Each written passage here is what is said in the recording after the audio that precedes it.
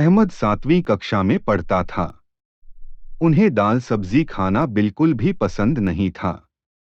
उन्हें बिरयानी, पिज्जा और बर्गर का शौक था। एक दिन जब वह स्कूल से घर आया और खाने के लिए बैठा तो उसे खाने में एक लौकी दिखाई दी और उसका मुंह मुड़ गया। उसने अपनी माँ से कहा, तुम्हें पता है कि मुझे दाल सब्जी बिल्कुल पसंद नहीं है। यह कहकर वह उठकर चला गया। उनकी माँ ने उन्हें समझाया कि दाल और सब्जियां हमारी सेहत के लिए जरूरी हैं। उसने एक नहीं सुना। उसने खाने के लिए कुछ लाने के लिए फ्रिज खोला, लेकिन उसमें कुछ नहीं था। उसके पास कुछ पैसे थे।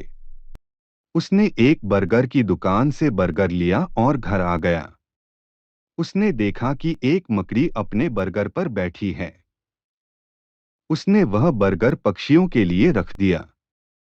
अब वह चिप्स खरीद कर घर ले आया जब उसने उसमें से लाल बैग को निकलते देखा और भाग गया।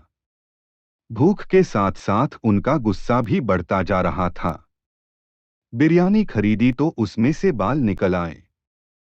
वह निराश होकर दरवाजे पर बैठ गया। थोड़ी देर बाद उसकी माँ वहां से गुजरी और पूछा, बेटा, तुम यहाँ क्यों बैठे हो?